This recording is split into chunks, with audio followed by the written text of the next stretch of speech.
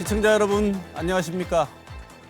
우리나라 가계부채가 GDP의 100%에 육박해 부채 관리에 경고등이 켜졌습니다. 코로나19의 세계적 대유행으로 글로벌 부채가 작년 한 해 큰 폭으로 증가했지만 우리나라는 가계빚 증가 속도가 OECD 회원국 중 유난히 빠른 상황입니다. 특히 가계부채가 지속적으로 급증할 경우 향후 미국 경기 회복에 따른 금리 인상 시 우리 경제에 리스크로 작용할 것이라는 경고가 나오고 있습니다. 이번 주 이슈 인사이드에서는 가계부채의 심각성과 문제점을 짚어보고 앞으로의 관리 방안을 논의합니다. 또 일본의 후쿠시마 원전 사고 오염수 방류 결정 등 지난 한 주간 주목할 만한 뉴스도 살펴봅니다. Let's go for a little ride. 전 세계가 기다려온 We'll need cars, 지상 최강의 액션 블록버스터. fast cars. 모든 것이 폭발한다. That's what I'm talking about. 분노의 질주 더 얼티메이트 5월 대개봉. 마켓컬리가 처음이면 이 맛있는 걸 100원에 살 수 있다는데 마다할 사람이 있을까요? 잘 먹을게요. 한 사람 빼고 다 좋아하는 100원 딜. 마켓컬리.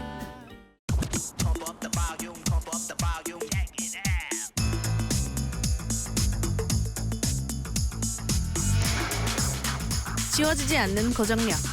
에슬라저 뷰티의 시작. 잭스맥스 코스메틱. 스리라차. 스리라차의 맛과 풍미가 입안 가득 퍼진다. 자담 스리라차 치킨 맛이 스리라차. 코의 아이콘 정수기다. 아이콘 정수기 필터를 교체할 멤버는 아래. 안 돼. 어려울 것 같은데. 빼고 넣고 끝. 쉬운데? 아이콘이잖아. 제품의 상단 커버가 열려 있습니다. 정수기가 이런 것까지 알려줘? 어때? 시원하네. 시원해? 원터치 교체로 관리를 손쉽게 스마트한 AI 진단까지. 이래서 BTS는 코웨이. 코의 아이콘 정수기 코웨이.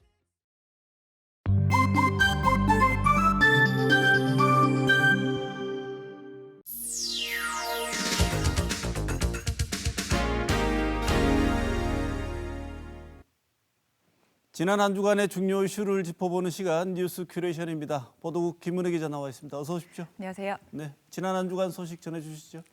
네, 오세훈 서울시장이 취임 직후에 서울시만의 방역을 하겠다는 방침을 밝혔습니다. 휴일이다, 혼란을 키운다 이견이 많습니다. 오세훈 서울시장이 밝힌 서울형 상생 방역 큰 틀은요, 업종별로 영업시간을 조정하고 야간에 노래 연습장 손님들을 상대로 이 자가 진단 키트 사용을 시범 실시하겠다는 겁니다. 코로나19 유행, 사회적 거리두기가 길어지면서요, 민생 경제와 방역은 누구나 잡고 싶은 두 마리 토끼긴 하지만 사실상 계속 평행선을 그리고 있거든요.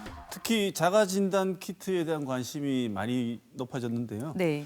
코로나 검사 방법 중에 하나긴 한데 외국에서는 뭐 마트에서도 살 수 있다고 하는데 네네. 국내에서는 잘 쓰이고 있지 않은 방식이죠? 예, 그렇습니다. 지금 저희가 가장 많이 보는 게 세 가지 방법인데요. 우리가 뉴스에서 가장 많이 보는 유전자 증폭법은요. 코나 잎 깊숙한 곳에서 이 점액을 채취를 해서 유전자를 증폭을 시키는 방법이고요. 한 6시간쯤 뒤에 결과를 알 수가 있습니다. 그리고 신속 항원 검사는 코로나 바이러스의 특정 단백질 항원을 확인하는 건데요. 앞서 이 두 가지는 의료인이 실시를 할 수 있습니다. 그리고 자가 진단 키트는요, 코안 점막을 채취를 해서 조그만 이런 단말기에 검사를 하는 건데요. 이 30분쯤이면 결과가 나오긴 하지만요, 아직 시각처 승인을 받은 게 없습니다. 오세훈 서울시장은 야간 이용자가 많은 노래 연습장에 영구용 신속 항원 검사나 이 자가 진단 키트를 도입하겠다 이런 해서 음성이 나오면은 들어갈 수 있게 하겠다는 건데요. 보시는 것처럼 양성 정확도가 좀 많이 떨어지는 편입니다. 가장 심한 지역 중에 하나인 이른바 서울형 방역이라는 말로 지금 느낌상 완화를 하겠다는 느낌을 주고 있어서 우려가 많은 것 같은데요. 한 전문가는요, 유전자 증폭법은 현미경으로 들여다보는 거라면 이 신속 항원 검사는 이 맨눈으로 관찰하는 것과 같다면서 이 신속 항원 검사만으로 감염자를 찾아낼 수 없다고 이야기를 했습니다. 그리고 또 다른 전문가는요, 다양한 검사 방법을 도입하는 건 일단 찬성이다. 하지만 이 검체 채취를 자가진단 키트는 일반인이 하는 거잖아요. 일반인이 하면 정확도가 떨어질 수 있다. 그래서 이 사용법도 잘 잘 알려줘야 된다 이런 지적이 있습니다. 또 반면에요 전 질병관리본부장은요 너무 서두른다 이렇게 얘기를 했습니다. 취약한 현장을 좀 가보고 나서 뭐 누가 검사를 할 것인지 이런 저런 시험 방법에서 정확도를 어떻게 보장할 건지를 얘기를 해야 되는데 그냥 이렇게 이런 걸 던진 거는 노래방을 가려고 코로나19 검사하는 나라가 어딨냐 이렇게 지적을 했고요. 반면에 또 서울대 교수는요 이제 오세훈 서울시장이 이런 좀 너무 획일적인 방역에 대해 좀 풀자 이런 의미로 던진 거 아니겠냐 이런 시도가 아니겠냐 이렇게 보는 지적도 있습니다. 우리 대구시도 예전에 우리 상황이 좀 괜찮아졌을 때 우리는 단계 조정 좀 하겠다고 했다가 전국적으로 문매를 맞은 적이 있지 않습니까? 예, 그렇습니다. 지난 1월 중순이었거든요. 대구시가 사회적 거리두기 완화를 추진을 했다가 문매를 맞고 다시 전국 공통 사항을 유지를 하기로 했습니다. 당시에 권영진 대구시장도 약간 정부랑 엇박자 내는 것처럼 비춰져서 유감이다 뭐 이런 얘기를 했었는데요. 대구 경북권은 지금도 확진 환자 수만 보면 뭐 1단계에 해당하는 수준입니다. 하지만 전국 공통으로 비수도권이 1.5단계를 적용을 받고 있는데요. 지역 현실에 맞는 방역 수칙을 적용할 수 있어야 한다는 주장도 꾸준히 제기되고 있지만 형평성이라던가 이 풍선 효과가 우려되는 부분이 있기 때문에 지자체와 이 방역 당국이 단계를 조율할 때 있어서 협의를 하자 이렇게 이야기를 한 상태입니다. 긴 병에 효자 없다고 하잖아요. 이 효과를 내는 듯했던 K 방역도 사실 시간이 계속 가면서 이 맥을 못 추는 분위기입니다. 그런 가운데 이런 한 지역의 독자 행보가 좀 우려스러울 수밖에 없습니다. 우리나라 이 서울만 있는 게 아니고요. 또 서울이 어쨌든 가장 많은 인구가 살고 여기를 왔다 갔다 하는 사람들도 많기 때문에 여파가 전국으로 퍼질 수밖에 없다고 봐야 되거든요. 그렇기 때문에 이 야당 소속 지자체장 그리고 방역 당국이 정치적인 기싸움을 하지 말고 정말 의학적인 목적을 가지고 의학적인 방향으로 방역을 진행해야 될 것 같습니다. 이 정치인들의 과도한 액션은 항상 결과가 좋지 않아요. 네. 정부 그리고 방역 당국도 소상공인의 지금 상황이 답답하지 않은 사람이 누가 있겠습니까? 그렇죠. 그럼에도 불구하고 이런 방법을 택할 수밖에 없는 이유에 대해서 좀 생각을 좀 더 해보기를 바랍니다. 네. 다음 소식 전해주시죠. 일본이 후쿠시마 원전 사고 오염수를 바다에 방류하기로 하면서 국내외 우려가 커지고 있습니다. 지난 2011년 대지진 당시의 쓰나미로 이 후쿠시마 원전이 폭발하면서요. 녹아내린 해결료를 식히기 위해서 여전히 물을 붓고 있습니다. 이 과정에서 매일 140톤에서 180톤가량의 핵 오염수가 발생을 하고 있는데요. 지난달 말을 기준으로 125만여 톤의 오염수가 지금 보관이 돼 있는 것으로 알려졌습니다. 2022년 내년이면요 저장 가능 공간이 다 차게 되면서 일본 정부가 계속 오염수를 어떻게 처리할 것인가에 대해서 논의를 해왔습니다. 오염수 처리 방법은 한 5가지 정도 된다고 합니다. 지난해 이 오염수 관리 소위원회가 공청회를 열고요 가장 현실적인 선택지로 이 해양 방류를 결정을 했습니다. 다른 방법들보다 가장 비용이 덜 들기 때문이거든요. 일본 정부 발표대로라면 이제 2년 뒤부터 한 40년가량 핵 오염수가 계속 바다로 흘러들게 됩니다. 다양한 핵의 종류를 제거하는 설비 알프스라고 하더라고요. 네. 이걸 이용해서 국제원자력 기구가 규정하고 있는 해양 방류 기준에 적합하게 자기들은 방류를 하겠다고 말을 하고 주장을 하고 있는데 네. 그동안 해온 짓을 보면 워낙 불투명한 게 많아가지고 이걸 믿을 수가 없잖아요. 네, 그렇습니다. 그리고요, 또 방사성 물질이라는 게 당장 눈에 보이지 않고 그 피해도 사실 당장 보이지 않기 때문에 더 불안한 거잖아요. 네. 우려를 하는 것은 방금 전에 말씀하신 그 알프스로 정화되지 않는 물질이 남아 있을 수도 있다는 겁니다. 우리가 그 월성 원전 얘기 많이 할 때 다뤘던 건데요. 바로 삼중수소를 제거를 하지 못한다는 겁니다. 수소와 중수소와 물리적 성질이 같아서 물 속에 섞여 있으면 일단 물리적, 화학적으로 분리하는 것이 불가능한 성분이고요. 또 방사선은 베타선으로 피부를 뚫지 못해서 외부 피폭은 없지만 물과 함께 체내에 흡수되면은 내부 피폭을 잃을 수도 있고 또 핵종 전환이 발생을 해서 유전자 변형이나 생식 기능 저하 등의 문제가 있다는 보고가 있습니다. 또 기준치 이하로 방류를 한다고 해도요, 반감기가 12.3년 이 정도라고 하거든요. 결국 그 오염수 내 삼중수소가 수십 년 동안 바다에 떠돌게 되는 겁니다. 우리가 영해는 표시해놨지만 눈에 안 보이는 금이고 물은 막 돌아다닐 텐데요. 네. 그러면 당연히 우리나라하고 중국, 인접 국가들, 대만 등 인접 국가들의 반발이 심할 수밖에 없지 않습니까? 일본과 인접한 우리, 제주도 그리고 동해안 지역 반발이 심하고요. 우리 정부랑 중국 즉각적으로 반발했습니다. 우리나라는 대사를 불러서 항의를 했고요. 문재인 대통령은 국제기구에 제소하는 방안을 검토하라고 지시를 했는데요. 일본 정부는 이거에 대해서 중국과 한국이 이렇게 강하게 반발할지 몰랐다면서 우려에 대해서는 과학적 근거가 없다 이렇게 주장을 했습니다. 더 나아가서요. 일본 정부는 지금 우리나라가 후쿠시마 현을 포함해서 인근 8개 지역의 수산물을 전면 수입을 금지하고 있는데 이것도 좀 풀라 이렇게 이야기를 하고 있습니다.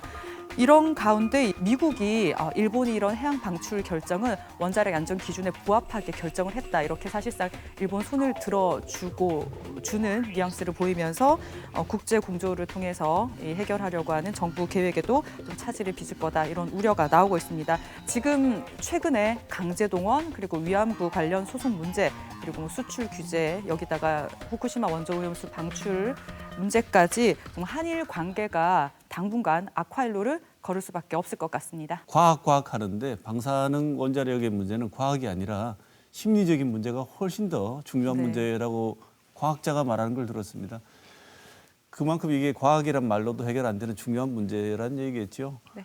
참 일본이라는 이 나라 여러모로 불편한 이웃입니다. 우리는 우리 국익에 맞게 좀 많이 강하게 액션해야 될 것 같기도 합니다. 네, 다음 소식 전해주시죠. 대구시 상인연합회 관계자를 둘러싼 특혜 행정 의혹이 계속 불거지고 있습니다. 전통시장과 골목 상권을 위한 상인단체 대구 상인연합회 그중에서도 회장이 여러 의혹에 휩싸였습니다. 저희 대구문화방송이 집중적으로 보도를 하고 있는데요. 먼저 대구시와 상인연합회에 수상한 부동산 거래입니다. 이 대구시가 시 상인연합회 회관으로 사용하기 위해서 이 현 상인연합회 회장 소유의 건물을 매입을 하고요. 다시 연합회 위 수탁을 맡기는 등 부적절한 행정을 했다는 의혹이 있어서 대구시가 감사에 들어갔습니다. 이 두 번째는요. 2017년 6월에 개점을 했다가 문을 닫은 이 서문시장 사후 면세점입니다. 이 사드 사태로 중국 관광객이 급감한 원인도 있기는 하지만 이 서문시장 한 중간 건물 3층에 입점을 해서 접근성이 많이 떨어진다 이런 지적을 받았던 곳인데요. 이 건물 3층 상인회장이 지분을 갖고 있는 곳이었습니다. 이 상인회장 A씨는요. 이 서문시장 사후 면세점 사업을 자문하고 의결하고 조정하는 역할을 하는 이 특성화위원회 위원장이었는데요. 이 셀프 유치한 거 아니냐 이런 의혹이 나오고 있습니다. 임대료가 한 월 1,000만 원가량 됐는데 이것도 그 상인회장 통장으로 입금이 됐는데요. 사업 운영 세칙 위반으로 확인이 됐습니다. 지금까지 김 기자 말한 내용만 봐도 참 난감한 얘기인데 네. 여기 더해서 자녀 의혹이 또 있다지요? 이 전용 어플리케이션을 이용을 해서 서문시장 상품을 사고 이걸 배송받는 시스템이 예전에 한번 구축이 된 적이 있습니다. 이 사업 운영을 맡은 대구 전통시장 협동조합 이사장이요. 이 상인연합회 회장 A씨였습니다. 이 사업을 대구시 관계자 증언에 따르면 이 A씨가 제안을 했다고 하거든요. 네. 그리고 이걸 운영을 맡은 협동조합 딸이 사내 이사 그리고 아들이 감사로 올라와 있는 것이 확인이 됐습니다. 이것도 역시나 예산은 쓰였지만요. 이렇다 할 성과를 내지 못하고 흐지부지 됐습니다. 사실 보도가 나가면서 저희 MBC 쪽으로 관련 제보가 많이 오거든요. 네. 그만큼 의혹이 있다라는 거죠. 이 대구시나 관련 구청이 일을 쉽게 한 건지 제대로 안 한 건지도 좀 지켜봐야 될 것 같습니다. 이 공직자가 직무를 수행하면서 얻은 이 정보나 권한을 이용해서 사적 이득을 취하는 걸 방지하기 위한 이해충돌방지법이 이 발의 8년 만에 국회에 첫 문턱을 통과를 했잖아요. 이런 사건을 보면서 이해충돌 방지는 이 공직자에게만 국한이 되면 안 될 것 같습니다. 이 대구의 대표 전통시장인 서문시장의 명성을 되찾겠다고 밝혀온 상인연합회장이 그동안 이 어떤 역할을 해왔는지도 의문이 드는 사항인데요. 이 특혜 행정 의혹에 대해서는 확실하게 밝혀져야 될 것 같습니다. 지금 감사가 진행 중이라고 하니까요. 결과를 지켜봐야 되겠지만 대구시가 지금 지역 경제 상황을 보면 정말 소상공인들이 겪는 고통이 말이 아닌데 네. 해야 될 일을 좀 열심히 해 주셨으면 좋겠습니다. 네. 마지막 소식 전해 주시죠. 네, 4월이 되면 마음 한켠을 무겁게 하는 세월호 사고 벌써 7주기를 맞았습니다. 하지만 진상규명은 여전히 명쾌하게 이루어지지 않고 있고요. 이 추모만큼 대형 사고를 막을 수 있는 대책이 필요하다는 목소리도 여전합니다. 2014년 4월 16일 안산 단원고 학생과 시민 등 304명이 숨진 세월호 사고 7주기를 앞두고 전국 곳곳에서 추모 주간 행사가 열렸습니다. 그리고 16일 당일에는요, 경기도 안산 화랑 유원지에서 이 세월호 기억식이 열렸습니다. 사고 해역에서 열릴 예정이던 선상 추모식은 취소가 됐었는데요. 해경이 이 선상 추모식에 마련한 함정이 이 삼천구함이었습니다. 이 삼천구함 뉴스에서 많이 들으셨을 텐데 사고 당시 해경 수뇌부가 탔던 함정이고요. 고 임경빈 군 등 이 구조를 좀 지연을 했다, 이런 비판을 많이 받아왔던 함정입니다. 해경의 디테일이 좀 아쉬운 대목이었습니다. 네. 사회적 참사 특조위가 진상조사 현황을 밝혔잖아요. 네. 근데 그 내용 중에 해수부가 잘못된 항적을 내놨다는 얘기가 있는 것 같아요. 세월호 참사 당일에 해수부가 발표한 이 세월호 항적이 실제 사고 지점과 6km 이상 떨어져 있다, 이렇게 주장을 했습니다. 이후에도 해수부는 항적 저장이 지연됐다, 아니면 뭐 다른 기관으로부터 보고받은 자료를 그대로 발표했다, 이런 부적절한 해명으로 일관을 하고 있다면서 해수부가 기본적인 사실관계에도 부합하지 않는 해명을 하고 있는 거에 대해서 조사를 하고 있다, 이렇게 밝혔습니다. 대형 재난 사고를 막기 위해서 전담 조사 기구 설립이 필요하다고 해서 계속 요청을 했는데 아직까지 실행이 안 되고 있다죠? 예, 대형 교통사고 재난이 반복적으로 주기적으로 이루어진다, 이런 지적 때문에 사실 2015년 세월호 대책 핵심 대책으로 요 국가교통사고조사위원회 신설안이 제시가 됐는데요. 아직까지도 시행이 되지 않고 있습니다. 독립적인 조사기구가 필요하다는 것 외에도 한 전문가는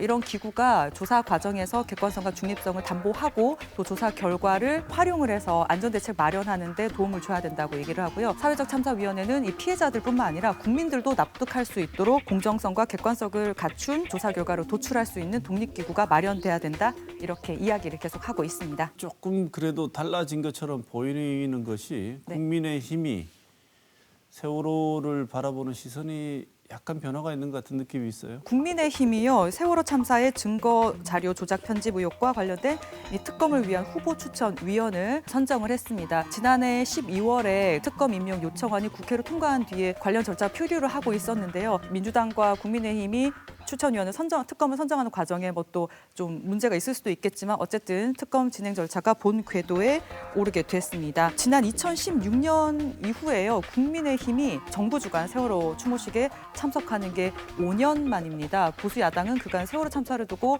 민주당 등 다른 당들과 시각 차이를 보이면서 추모식 제대로 참석하지 않았습니다. 홍준표 예전에 자유한국당 대표는 3년 그 정도 우려 먹었으면 됐다, 이런 얘기까지를 했었잖아요. 이제 재보궐선거 이후로 중도 확장에 나서고 있는 모습을 보이고 있는데요. 국민의힘이 이 정치적인 행보가 아니라 이 대형 사고를 기억하고 이 진상 규명을 하기 위한 움직임에 동참하는 그런 의도였으면 좋겠습니다. 지금까지 이번 주 주목할 만한 뉴스 짚어봤습니다.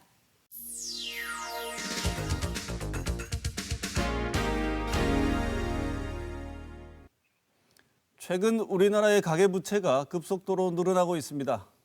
코로나19 팬데믹으로 전 세계 부채 규모가 커졌지만 우리나라의 경우 가계빚 증가 속도가 주요국보다 빠르다는 점에서 여러 우려가 나오고 있습니다. 오늘 이슈 인사에 대해서는 가계부채의 심각성을 파악해보고 어떤 대책이 필요한지 살펴보겠습니다. 먼저 오늘 나와주신 두 분 패널 소개하겠습니다. 황세훈 자본시장연구원 연구위원 나오셨습니다. 어서 오십시오. 네, 안녕하세요. 반갑습니다. 네. 김민규 한국은행 대구경북본부 기획금융팀장 모셨습니다. 어서 오십시오. 네, 안녕하십니까. 네. 최근 우리나라 GDP 대비 가계부채가 100%에 육박하는 것으로 나오고요. 가계부채 순위가 별로 좋은 건 아닌데 세계 1위라는 그렇죠. 네, 뉴스를 봤습니다. 네, 이런 데서는 1위 안 하는 게 안 하는 게 좋은데. 좋은데 말이죠. 네. 지금 우리나라 가계부채 상황을 어떻게 평가할 수 있는지 먼저 전반적인 내용을 짧게 한번 듣고 본격적인 토론을 시작하도록 하겠습니다. 먼저 황 박사님 먼저 말씀 주실까요? 네네. 일단 앞서도 말씀하셨듯이 가계 GDP 대비 비율 이제 100%가 넘어가고 있단 말이에요. 네. 이 GDP 대비 비율이 굉장히 중요한 의미를 가지고 있는 것이 GDP라는 것은 결국 우리나라가 얼마만큼의 소득을 벌어들이고 있느냐를 측정을 하는 단위거든요. 네. 그래서 GDP는 소득을 측정하는 개념으로 보시면 되는 거고요. 근데 부채가 지금 가계 부채만 따졌을 때 1년간 우리나라가 전체가 벌어들이는 소득보다 가계 부채가 더 많다는 거거든요. 네. 한 푼도 안 쓰고 부채를 갚아도 이걸 다 못 갚을 정도로 많아졌다라는 거. 이게 이제 문제의 심각성을 아주 여실히 보여주는 숫자라고 볼 수가 있는 것이고요. 네. 굉장히 높은 수준이다. 특히 이제 BIS라고 국제결제은행이라고 있습니다. 국가 간 비교를 할 수 있게 통계들을 이제 발표를 해주고 있는데요. 네. 우리나라 OECD 31개국 회원국들이 있는데 이 31개국 회원국들의 평균이 평균 부채 비율이 지금 68% 정도 된단 말이에요. 네. 근데 우리나라는 지금 100%가 넘어서서 여기서 지금 1등을 하고 있다라는 거죠. 외국과 비교를 해봐도 우리나라의 가계 부채 비율이 굉장히 높은 수준에 도달해 있다. 이런 이제 우려를 제기할 수밖에 없는 상황입니다. 네, 거의 노란불이 아니고 빨간불 들어왔다고 그렇습니다. 봐야 되나요? 이미 빨간불이 들어왔다고 네. 해석을 해야 될 것 같고요. 네, 김민규 팀장님 어떻게 보십니까? 예, 말씀하신 것처럼 최근 우리나라의 가계부채는 좀 빠르게 늘어나고 있는 것은 사실인 것 같고요. 네. 실물 경제 여건에 비해서 가계부채가 좀 빠르게 늘어나고 그에 따라서 이제 자산 가격 상승도 같이 되다 보니까 이런 금융 불균형이 심화가 되고 그러다 보니 이제 중장기적 관점에서 리스크가 커지고 있는 것으로는 평가할 수 있을 것 같습니다. 다만 이제 최근 좀 전반적인 가계 대출의 연체율은 뭐 좀 비교적 낮은 수준을 보이고 있는데요. 네. 그렇지만 이것은 이제 다 아시겠지만 뭐 최근에 뭐 금리 하락이라든가 뭐 각종 금융 지원 조치에 좀 힘입은 바가 크기 때문에 네. 좀 중장기적 시계로 봤을 때는 이런 가계대출 건전성이 현재 지표보다는 향후에 좀 더 나빠질 가능성도 좀 유의할 필요는 있을 것 같습니다. 네. 연체가 되는 비율이 적기는 하지만 연체가 안 되는 것은 이자만 갚을 수 있는 길을 은행 금융권이 열어줬기 때문에 연체 자체는 안 돼서 악성 부채처럼 안 보이지만 폭발의 위험성은 상존한다 이렇게 볼 수 있는 거죠. 네, 그렇습니다. 네, 한 번씩 보시기에 지금 우리 지금 가계부채의 내용을 봤을 때 특별히 우려해야 하는 지점이 어디라고 보십니까? 일단 가장 중요한 부분은 증가 속도가 너무 빠르다는 점을 지적을 해야 될 것 같습니다. 일단 기본적으로 가계부채의 총량이 큰 것도 사실이지만 총량도 큰데 여기에서 증가율이 대단히 빠르다라는 점들이 관찰이 되거든요. 지금 이제 가계부채 비율을 살펴보면 2019년 말보다 지금 이제 2019년 말 그다음에 현재의 기준으로 봤을 때는 이미 5.9%, 6%포인트 이상 지금 증가를 하고 있거든요. 그동안의 경제 성장률이 얼마인지를 살펴보면 사실 2020년 경제 성장률은 우리가 마이너스 성장을 했단 말이에요. 네. 벌어들인 돈이 우리가 그 전년 대비 벌어들인 돈은 오히려 더 줄어들었는데 네. 부채는 지금 6% 이상 성장을 했단 말이죠. 벌어들이는 돈은 쪼그라들고 있는데 부채는 더 많아지고 있다. 이 성장률이 굉장히 문제가 되고 있는 것 같고요. 그리고 국제적으로 비교를 해봐도 우리나라의 가계부채 성장률은 해외에 비해서 대단히 빠르다라는 특징이 관찰이 됩니다. 네. 지금 2015년 말하고 그다음에 2020년 말 이 정도 그러니까 약 5년의 기간이잖아요. 네. 5년의 기간 동안 우리나라 가계부채가 얼마나 증가를 했는지를 살펴보면 거의 20%, 지금 정확히는 18% 지금 5년 동안 18% 성장을 한 걸로 나오거든요. GDP 대비 비율입니다. GDP가 증가를 하는 것보다 가계부채가 18%나 더 빨리 증가를 했다라는 거거든요. 그런데 해외의 경우를 살펴보면 지금 1위, 2위가 지금 우리나라가 지금 제일 빠르게 가계부채가 성장을 하고 있고요. 네. 그다음에 노르웨이 정도인데 그리고 프랑스, 캐나다 등인데 이런 국가들은 이 동일한 기간 동안 10% 내외로 가계부채가 성장을 해왔습니다. 네. 우리나라만 지금 18% 네. 성장을 하면서 안 그래도 높은 부채 수준의 성장률까지 굉장히 빠르게 나타나면서 이 부채가 이러다가 금방 부실화되는 것이 아니냐. 특히나 문제가 될 수 있는 부분이 지금은 금리가 굉장히 낮은 수준에 있잖아요. 기준금리가 0.5%로까지 떨어져 있는데 네. 이 0.5%가 언제 다시 상승으로 전환할지 지금 예상하기가 대단히 어려운 상황입니다. 근데 네. 상승 가능성은 우리가 충분히 예상해 볼 수 있는 거거든요. 부채가 이렇게 높고 빠른 속도로 증가를 하고 있는데 갑작스럽게 금리가 상승했을 때 굉장히 큰 경제 충격이 나타날 수 있다. 이런 네. 부분들이 가장 우려스러운 네. 부분입니다. 알겠습니다. 김 팀장님 보시기에 특별히 우려되는 지점은 어딘가요? 예, 일단 사실 가계부채가 늘어나더라도 가계소득이 사실 그 이상 증가하면 사실 큰 문제가 될 가능성은 낮은데요. 그렇지만 이제 우리나라의 그 가계부채 수준이 상당히 높고 증가세도 빠른 상황에서 지금 아시다시피 코로나19로 인해서 이제 경기 개선이 계속 좀 지연되고 있지 않습니까? 네. 그러다 보니까 가계 소득 개선도 같이 좀 지연되게 되고 그러면 이제 결국 가계의 채무 상환 능력이 상대적으로 좀 저하되는 그 부분이 좀 우려스러운 부분이 있고요. 그리고 특히 이제 최근에 아시겠지만 그 자영업 쪽의 업황을 보면 좀 K자 형태라 그러죠. 이제 차별적으로 이렇게 네. 경기 회복이 진행되는 경우가 많은데 그 중에서 이런 취약 가계 등을 중심으로 좀 리스크가 좀 커질 가능성 그 부분에 대해서도 좀 생각할 필요가 네. 있을 것 같습니다. 네. 그리고 마지막으로 잘 아시겠지만 최근에 가계부채 증가는 주식이라든가 그 부동산 같은 자산 시장과 상당 부분 좀 연계되어 있기 때문에 황 박사님께서 말씀하신 것처럼 최근에 향후에 글로벌 경제 충격이라든가 어떤 금리 변동 등으로 그 자산 가격이 조정되면 그 가계와 금융기관의 손실로 이어질 수 있다는 점에서 네. 좀 유의할 필요가 있을 것 같습니다. 네. 황 박사님, 이 짧게 우리가 지금 가계부채가 높은 편인데 1위가 됐는데 갑자기 이렇게 된 겁니까? 아니면 조금 이렇게 될 경향성은 예전부터 상존했던 겁니까? 사실 가계 부채가 이렇게 높아진 지는 한참 되었다고 볼 수가 있습니다. 네. 이미 이제 2015년 정도부터 한국의 가계 부채가 상당히 높은 수준이라는 평가들이 이제 시장 그리고 이제 해외에서조차도 나오기 시작했었고요. 일단 앞서도 말씀드렸듯이 OECD 평균 가계부채 비율은 70% 정도 내외 정도가 네. 되고 있습니다. 그렇지만 2015년도에 우리나라의 가계부채 GDP 대비 비율은 이미 80%를 넘어가고 있었거든요. 그런 점들을 감안을 하면 2015년도 정도부터 이미 한국의 가계부채가 상당히 지금 빠른 속도로 증가를 하고 있고 조금 우려스러운 위험 지역 근처로 가고 있다라는 평가들이 나오기 시작했고요. 그런데 이러한 상승 추세가 2015년 이후로 계속해서 이어지고 있습니다. 현재까지. 그러면서 이제 한국의 가계 부채는 거의 위험 지역에 접어들고 있는 것이 아니냐. 계속해서 이런 증가세가 이어진다면 결국은 이것이 지속 가능한 수준을 벗어나는 것이기 때문에 붕괴될 위험성들이 커지고 있다라는 평가가 이어지고 있습니다. 네, 이미 경고 노란불은 2015년 경에 이미 들어왔었고 그렇습니다. 지금은 거의 위험하다는 빨간불이 들어온 상태라고 말씀하신 거죠. 네네. 그러면 우리 김민규 팀장님께 여쭤보고 싶은 거는 가계부채가 이 급증한 원인에 대해서 두 분이 잠깐 말씀을 주셨는데 원래 돈을 많이 벌면 갚으면 되니까요. 부채가 많이 안 쌓일 거라고 말씀을 하셨고 들어오는 수입은 적은데 갚을 여력이 안 되니까 부채는 계속 올라가는데 게다가 말씀 주신 것처럼 최근에는 뭐 주식 투자, 주택 구입 이런 것 때문에 아마 올라간 것 같다는 말씀을 주셨는데 그 말씀을 좀 더 자세히 해주시면 어떨까 싶습니다. 급등한 원인에 대해서.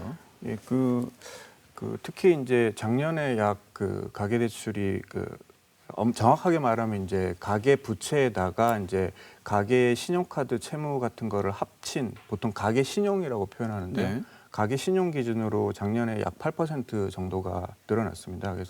그런데 이제 이런 작년에 가계 신용 증가 요인은 좀 여러 가지 요인이 좀 복합된 걸로 보입니다. 그래서 뭐 첫 번째로 뭐 다들 잘 아시겠지만 작년에 뭐 공모주 청약 붐이라든가 이런 주식 투자 수요가 크게 늘어난 부분이 있었고 그리고 주택 거래도 마찬가지로 크게 늘어나면서 좀 신용 대출을 중심으로 해서 대출이 좀 큰 폭 늘어났었습니다. 그리고 또한 작년에 코로나19가 좀 이렇게 확산으로 이런 실물 경제에 미치는 영향이 커지면서 상당수 자영업자들께서 생활 자금 용도를 위해서 좀 대출을 좀 많이 일으킨 부분도 있었고요. 네. 그러면서 이러한 것들이 전반적으로 작용하면서 가계부채가 좀 크게 늘어나는 요인으로 작용했다고 생각을 합니다. 물론 이제 이런 코로나19로 인한 경제 위기에 대응하기 위해서 이제 금리를 좀 많이 낮추다 보니까 저금리로 이제 조달 비용이 저렴해지다 보니 이제 그 탓에도 이제 가계부채가 좀 일부 늘어난 부분도 있겠습니다만 이런 코로나19로 인한 경기 부진에 대한 대응이라든가 좀 높아진 불확실성에 대한 대응 측면에서는 좀 불가피한 측면은 있었다고 생각을 합니다. 네. 지금 김민규 팀장님 지적하신 그 가계부채 급증 원인에 황 박사님 상당 부분 동의하십니까? 네, 일단 가장 중요한 부분은 앞서 팀장님께서도 지적해 주셨듯이 저금리 기조라고 볼 수가 있습니다. 네. 돈을 빌리는데 지금 기준금리가 0.5%거든요. 네. 그리고 이제 은행에서 대출 받을 때 물론 이거보다는 더 높은 수준으로 이제 금리가 적용되기는 합니다만 역사적으로 봤을 때 지금처럼 금리가 낮게 형성된 적은 단 한 번도 없었거든요. 네. 그렇기 때문에 돈을 빌리는 것 자체에 대한 부담 자체는 굉장히 많이 떨어져 있는 상태다. 그렇기 때문에 쉽게 부채를 일으키려고 하는 그런 유인들이 굉장히 강해진 상태. 이것이 사실은 가장 중요한 이유라고 볼 수가 있습니다. 그리고 이제 주택 거래 같은 경우도 이제 일정 부분 영향을 미치고 있죠. 사실 그러니까 부동산에 대한 규제, 주택담보대출에 대한 규제는 지금 굉장히 강력해지고 있거든요. 그래서 네. 쉽게 이렇게 주택담보대출이라든지 부동산 관련 대출을 받기가 어려워지고 있는데 예전 같았으면 이렇게 주택담보대출이 강력해지면 규제가 강해지면 주택담보대출의 증가세가 일정 부분 억제되는 완화되는 그런 현상들이 뚜렷하게 나타났었는데 작년 올해 같은 경우에는 전혀 그렇지 않다는 거예요. 규제는 오히려 강해지고 있는데 규제가 강해지다 보니까 이러다가 나중에 내가 진짜로 집 못 사게 되는 거 아니냐 이런 우려들이 생기니까 오히려 규제가 강해지고 있음에도 불구하고 주택 거래가 더 활발해지고요. 그리고 이런 거래들을 뒷받침하기 위한 그런 실수요자로부터 그 대출 수요가 폭발적으로 오히려 증가를 해버리죠. 네. 그래서 어떻게 보면 굉장히 조금 역설적인 그런 이제 상황들이 발생을 하고 있는데 이러한 규제 강화가 오히려 주택 거래에 대한 이제 미래 수요까지 현재로 다 땡겨버림으로써 가수요를 발생을 시키는 거죠. 네. 이런 것들이 대출 증가에 굉장히 크게 영향을 미쳤다고 평가해 볼 수가 있습니다. 네. 지금 그 황 박사님 지적하신 내용 오히려 정부의 그 강한 대출 규제가 오히려 가수요를 창출하는 원인이 됐다고 하는 이 지적에 대해서 한국은행 쪽에 계신 우리 김민규 팀장님 어떻게 생각하십니까? 예, 뭐 금융당국에 이제 대출 규제가 있으면 그거에 앞서서 이제 좀 먼저 자금을 조달하려는 좀 가수요가 발생할 뭐 그 소지도 있겠습니다만 다만 이제 그런 가수요는 이제 뭐 길게 가기는 좀 어려울 것 같고요. 좀 네. 비교적 좀 단기적인 현상에 좀 그칠 가능성도 좀 크다고 생각을 합니다. 그래서 이제 대출 수요가 빠르게 증가하는 상황에서 이제 대출 증가 속도를 늦추기 위해서 사실은 이런 대출 규제가 들어가는 건데 그래서 단기적인 그 수요 증가는 발생할 수는 있겠지만 그래도 중장기적으로 길게 봤을 때는 좀 결국은 더 늘어날 부분을 줄여주든지 뭐 그런 식으로 이제 대출 증가세를 좀 억제할 수 있는 요인으로 작용하는 부분도 있을 거라고 네. 생각을 합니다. 뭐 단기적으로는 가수요가 창출될 수도 있으나 불가피하게 장기적으로 가계부채를 낮추기 위해서는 불가피한 조치라고 생각하시고 잠깐은 가수요가 발생할 수 있으나 궁극적으로는 낮추게 될 것이라고 말씀을 하셨는데 그렇다면 지금 코로나19 상황이 아직까지도 한창 진행 중이기 때문에 전부 다 생활이 어렵지 않습니까? 그래서 정부가 적극적인 재정 정책을 통해서 어쨌든 삶을 유지시키는 방향으로 갈 수밖에 없기 때문에 정부 재정 정책이 적극적인 방향을 택할 수밖에 없다는 지적들이 많은데 그렇게 되면 가계부채는 또 어떻게 보면 늘어날 수밖에 없지 않겠습니까? 황 박사님 이런 방향에 대해서는 어떻게 생각하십니까? 일단 정부의 적극적인 재정 정책이 가계 부채를 늘릴 수 있는 그러니까 압력 요소로 작용하는 데는 분명히 저는 약간 생각이 달라서 한계가 있다고 판단을 하고 있고요. 일단 적극적인 재정 정책을 통해서 다시 말해서 이제 정부가 돈을 많이 푸는 거죠. 그렇게 돈을 많이 풀므로써 경기를 부양하겠다. 여기에 대한 필요성은 충분히 인정할 만합니다. 네. 그리고 여기에 따른 국가 부채의 증가, 정부 부채의 증가는 불가피한 측면이 있다고 말씀드릴 수가 있죠. 다만 이렇게 하더라도 가계 부채가 우리나라에서 유독 급하게 증가를 하고 있는 것이 사실이거든요. 네. 지금 이제 정부의 재정 확대 정책은 사실 대부분의 국가에서 공통적으로 관찰되는 특징입니다. 네. 미국 정부, 유럽의 여러 나라, 그다음에 일본 같은 경우도 다 정부가 적극적으로 돈을 풀어서 경기 부양에 힘쓰고 있거든요. 우리나라도 마찬가지인 거고요. 그럼에도 불구하고 우리나라의 가계 부채 증가 속도가 조금 유별나게 빠르단 말이에요. 네. 해외의 여러 나라들에 비해서. 네. 이런 부분들은 결국은 이러한 재정 확대에 의한 그런 부분들이 가계 부채 증가에 있어서는 굉장히 중요한 원인이라고 평가하기가 조금 어렵다라는 결론을 내릴 수밖에 없는 거죠. 네. 가계 부채가 이렇게 늘어난다는 것은 분명한 사실로 두 분 다 말씀하시고 위험하고 너무 양도 많고 속도도 세계 1등이고 이 세계 1등이라는 게 2등하고 3등하고 좀 차이가 나면서 차이가 얼마 안 나면서 1등하면 괜찮은데 1, 2등 차이가 크고 2, 3등은 더 크고 독보적인 1등이라는 게 문제죠. 그래서 이렇게 되면 가계부채가 증가하게 되면 빨간 등이 들어왔다고 자꾸 지적하는 이유가 반드시 어떤 문제가 수반되기 때문에 이런 걱정을 하는 것 아니겠습니까? 가장 걱정되는 부분이 어딘지를 두 분께 좀 묻고 싶습니다. 홍 박사님 먼저 말씀 주시죠. 네, 가계 부채가 증가했을 때 나타나는 문제점, 굉장히 다양한 문제점들이 나타날 수가 있습니다. 가장 중요한 문제점이라고 보면 결국은 이것이 경제 위기에 굉장히 중요한 원인으로 작용할 수 있다라는 거거든요. 가계 부채가 늘어나면서 소득도 같이 늘어나게 되면 이게 부실화될 가능성이 그렇게 높지는 않습니다. 그런데 현재의 상황을 살펴보면 가계 부채가 굉장히 빠른 속도로 늘어나고 있는데 가계의 소득이 늘어나는 부분들은 굉장히 정체되어 있단 말이에요. 그러니까 그 가계가 부채를 상환할 수 있는 능력은 점점 지금 퇴화하고 있다, 악화되고 있다라고 평가를 할 수가 있습니다. 그럼 결국은 어떻게 되느냐? 가계가 빚낸 거를 제대로 갚지를 못하는 상황이 발생을 하는 거죠. 그렇게 되면 결국 이것이 그 가계에 돈을 빌려준 금융회사의 부실로 연결될 수가 있습니다. 그렇게 되면 결국 이제 금융시장 전체에 가계가 돈을 안 갚으니까 금융회사가 어려움에 빠지게 되는 거죠. 그리고 그 금융회사가 어려움에 빠지게 되면 결국은 금융시장 전체의 유동성이 떨어지게 되는 그런 현상들로 나타나게 되고요. 유동성이 떨어지게 되면 여기서 추가적으로 어떤 문제가 발생하냐면 기업 금융에 문제가 생깁니다. 가계 쪽에서 부실이 생기면서 금융회사가 어려워지니까 금융회사가 기업들한테 돈을 빌려줬던 것조차도 이제는 회수를 하기 시작을 하게 되거든요. 그러면 기업들, 특히 한계 상황에 있는 기업들, 돈은 잘 버는 기업들이야 회수를 하면 대출을 갚으면 그만이거든요. 그렇지만 한계 상황에 있는 기업들은 그 상황에서 당연히 부도로 빠지게 될 가능성들이 높아지게 되는 거고요. 일단 한번 부도가 시작이 되면 또다시 유동성 경색이 발생을 하게 되고 이것이 시장 전체에 악순환을 가져오는 굉장히 위기 상황으로 가버릴 수 있는 그런 상황으로 갈 수 있는 거거든요. 그리고 가계가 이제 부채를 갚지 못하게 되면 결국은 소비가 더 침체되는 경기 침체가 더 심화되는 그리고 이렇게 되면 결국은 기업들의 투자 활동에 있어서도 부정적인 영향이 불가피하거든요. 따라서 가계의 대규모 그 부채 부실화가 발생을 하게 된다면 결국 이것은 전반적인 경제 위기로 확산될 가능성들이 대단히 커진다는 것을 의미하는 겁니다. 지금 우리가 이 가계 부채의 증가를 걱정하는 이유가 어떻게 보면 경제 위기의 도미노의 시발점이 될 가능성이 커 보여서 지금 걱정을 하신다는 거죠.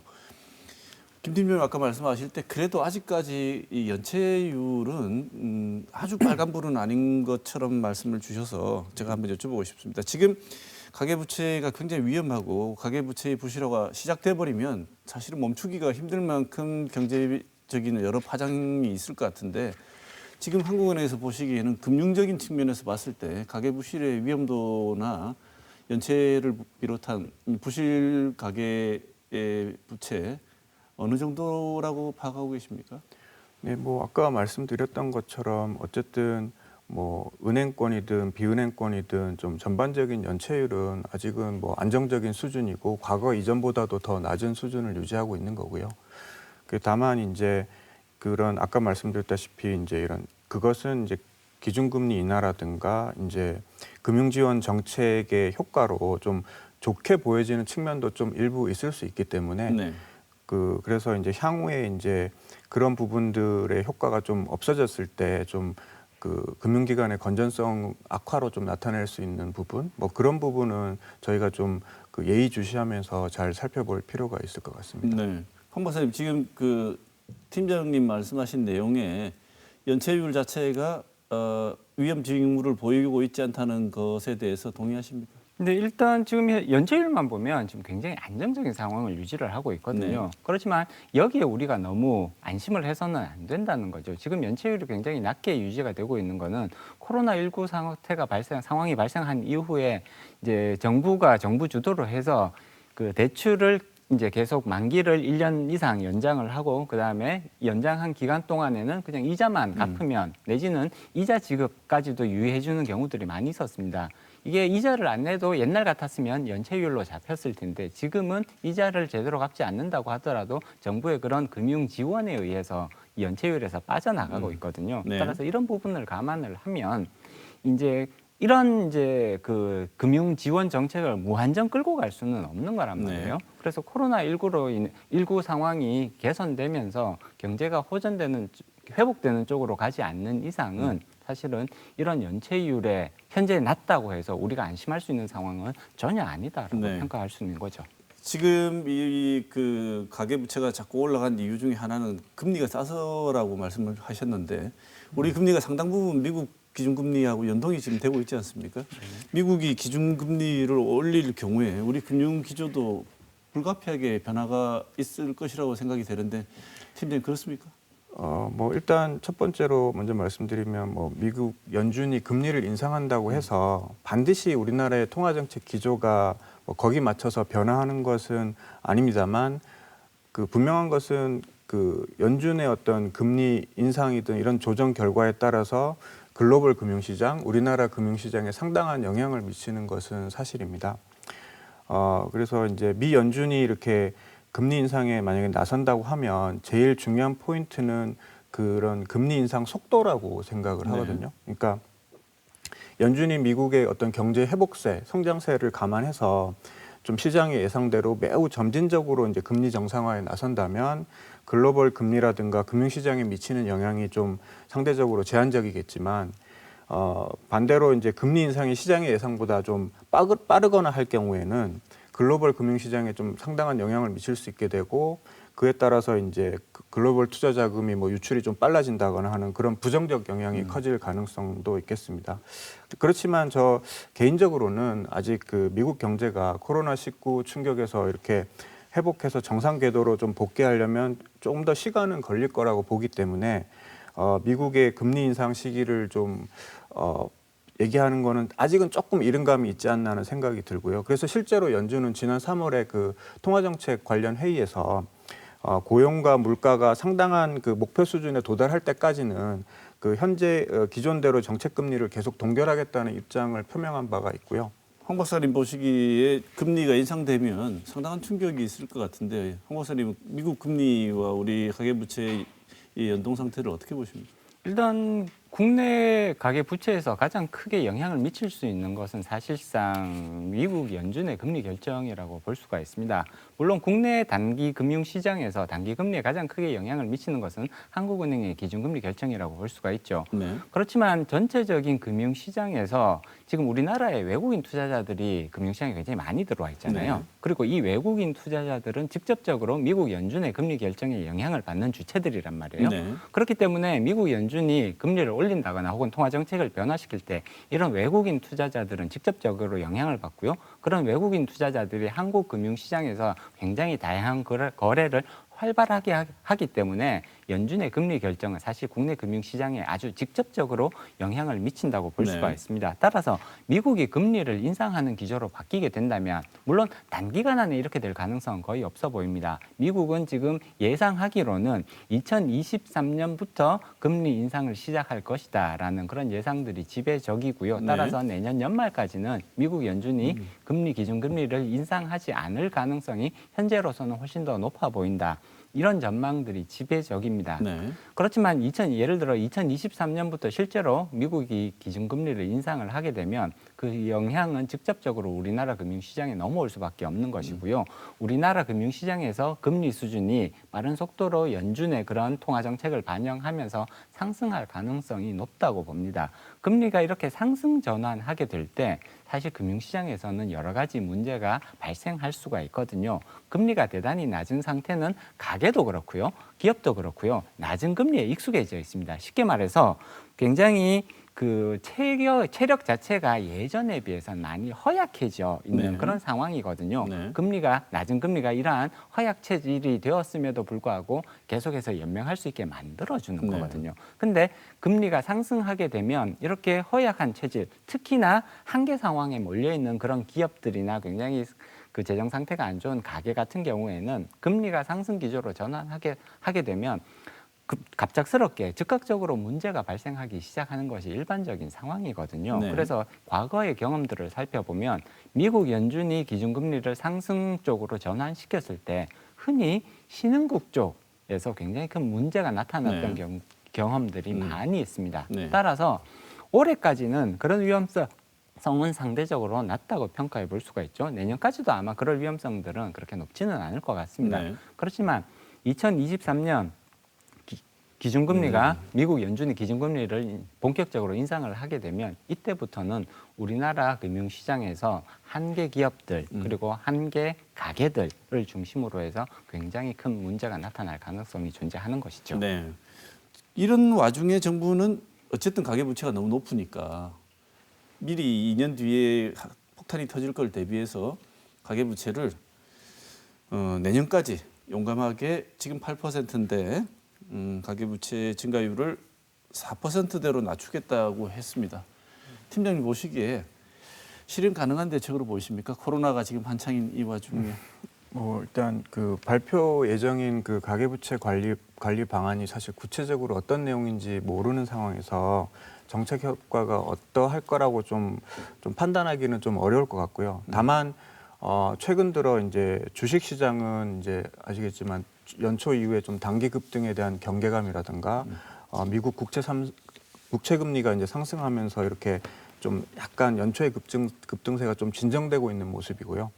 그리고 주택 시장도 마찬가지로 그 정부의 그 주택 공급 확대 방안 등으로 이제 좀 매수 심리가 어느 정도는 조금 그 예전보다는 좀 진정되고 있는 점을 이렇게 좀 종합적으로 감안했을 때 정부의 이런 가계부채 관리 방안까지 좀 가세를 하면 그 최근에 이런 가계부채 증가세는 좀 어느 정도는 좀 둔화되지 않을까 하는 생각은 합니다. 네.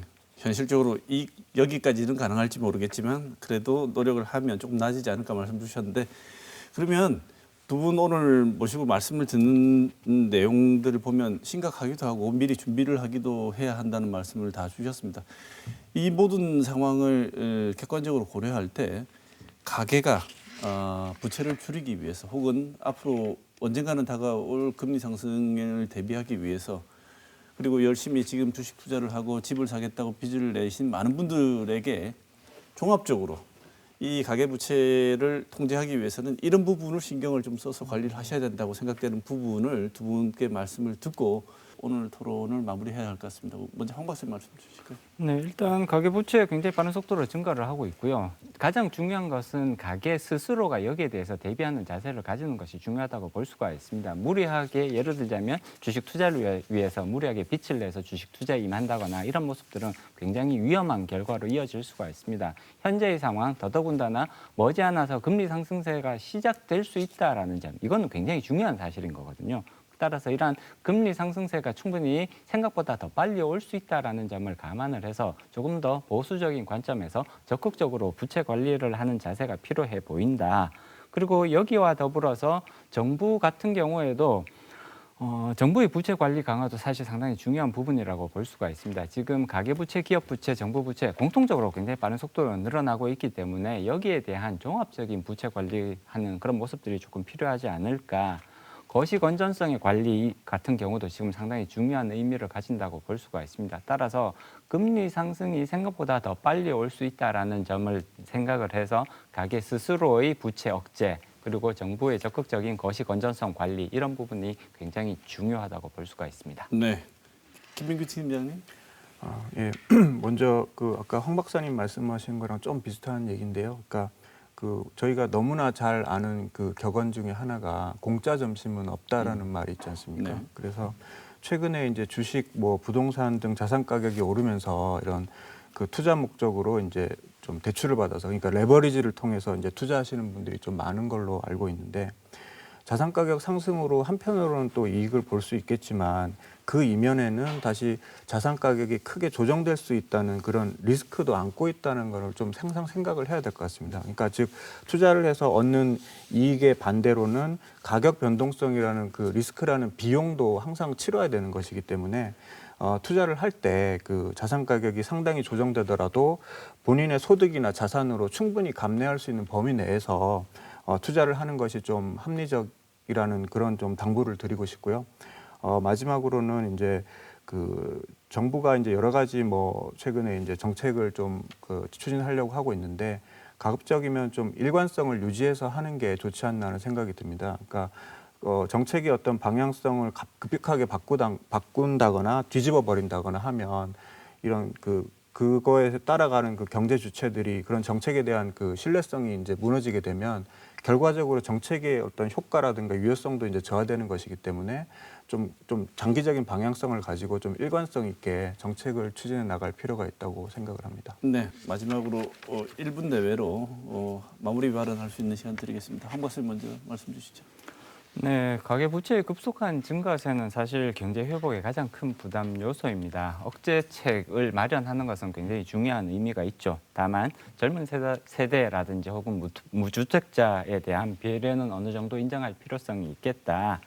그리고 이제 전체적인 가계부채 증가를 억제할 수 있는 그런 방안들은 일관성 있게 너무 급격하지 않은 방식으로 진행하면 이제 우리가 받을 수 있는 그런 부담 요소들을 위험 요소들을 줄이는데 충분히 도움이 될 수 있고 그리고 우리가 아직까지는 거기에 대처할 수 있는 시간들을 가지고 있기 때문에 지금부터 늦지 않았습니다. 계속해서 준비해 나갈 필요성이 있을 것 같습니다. 네, 김민규 팀장님.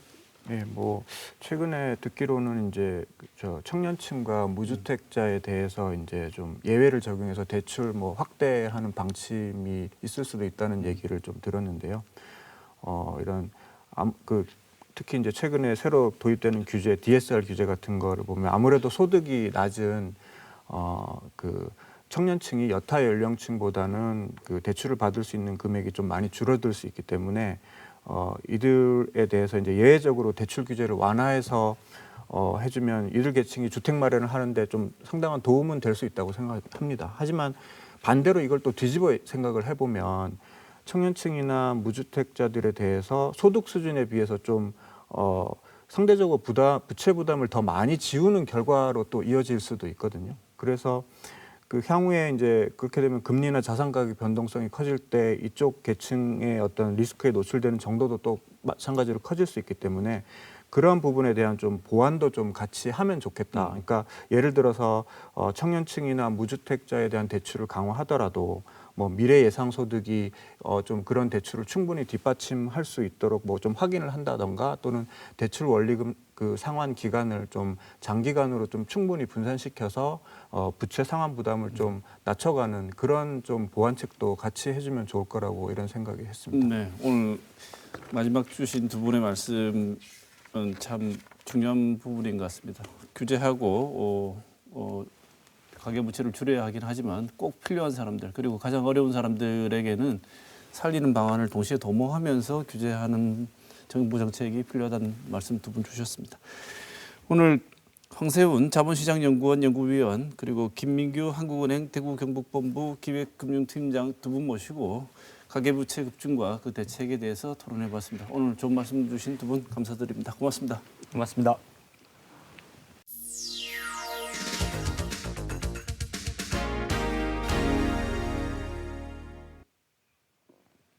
일본이 125만 톤이 넘는 원전 오염수를 바다에 방류하기로 결정했습니다.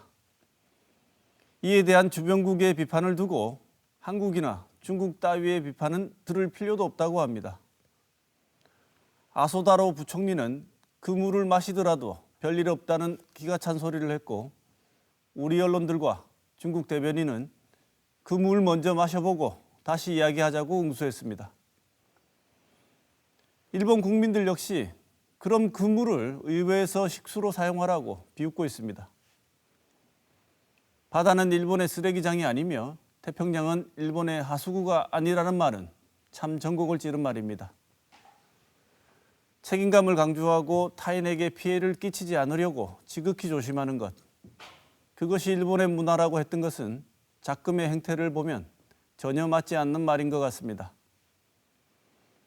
주변 이웃의 피해나 입장은 전혀 고려하지 않고 막무가내인 지금의 일본을 생각하면 그들이 참 듣기 싫어했다는 예전 그 나라의 이름이 떠오릅니다. 외국, 작고 섬나라의 옹졸함이 느껴지는 이름. 요즘 일본은 예전의 이름이 더 어울려 보입니다. 이번 주 시사톡톡은 여기서 마치겠습니다.